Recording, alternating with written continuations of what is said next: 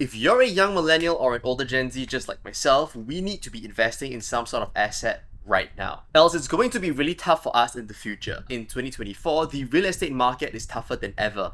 Over the last 3 to 4 years, the property price index in many countries, including Singapore, where I live, has soared. Initially, I thought I was having it bad, but I don't know how our Australian friends are even surviving right now. Incomes haven't seen a comparable increase, and for young people like myself who doesn't own a home yet, we're screwed. The odds are stacked against us. So you're young, you don't have a lot of savings, but you're new, so your income hasn't grown yet. So you're forced to make sacrifices like skipping on social outings, opting for less expensive meals. But imagine after doing all that only to find that prices have risen yet again and the financial goalposts have shifted further. That's pretty strange, isn't it? While wages have been rising, even outpacing inflation, yet many people continue to struggle financially. But what could be the reason behind this apparent contradiction? Well, it's important to understand that the rise in asset prices doesn't always mirror everyday retail inflation. When you watch the news, you're likely familiar with the terms CPI. These indicators primarily measure the cost of goods and services, things we purchase regularly like groceries, transportation, and other daily expenses. However, they rarely account for asset price increases. Different countries have different baskets on what goes into the CPI. In Singapore, it may say that housing and utility accounts for 25%.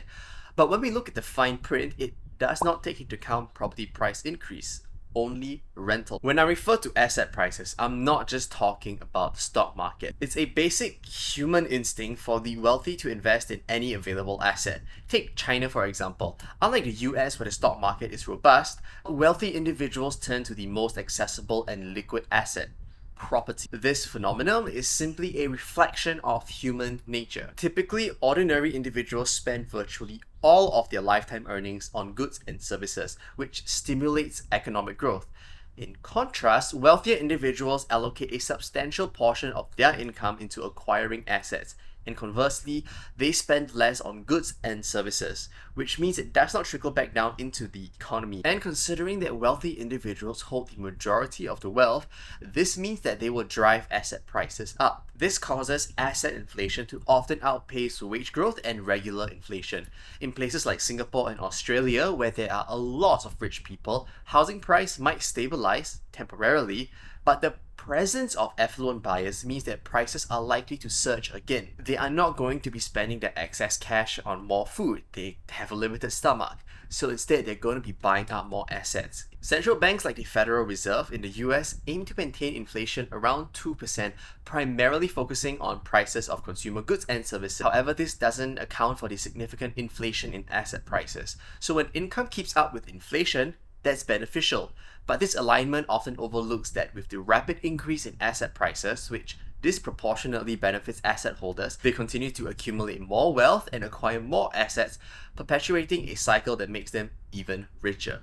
And I have nothing against rich people, but this presents a challenge for ordinary people, especially when they need access to essential assets like housing. If these assets become overly inflated, it poses a significant problem for the rest of us. Now, the reality is that the wealthy will continue to accumulate wealth. That's a given in our system. However, we can strategically position ourselves to benefit from their actions and ride the wave by following the money flow. Now, as long as you live in a capitalistic society, money typically flows from the less affluent to the wealthy, and from the wealthy into various assets, whether that's going to be the stock market, real estate, or commodities. Now, our goal should be to position ourselves at the receiving end of this flow, directly into assets. To make a more direct comparison, let's take a look at a stock I invested in while property prices began to rise. So while property prices increased by 35%, DBS Bank, Southeast Asia's largest bank, soared more than 80%.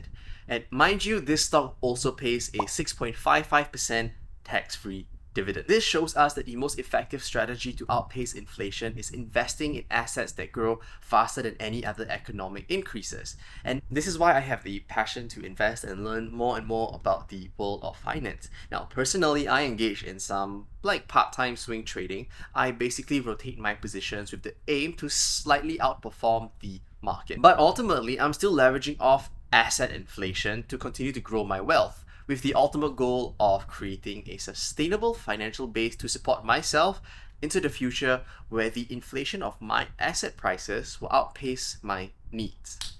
Cheers.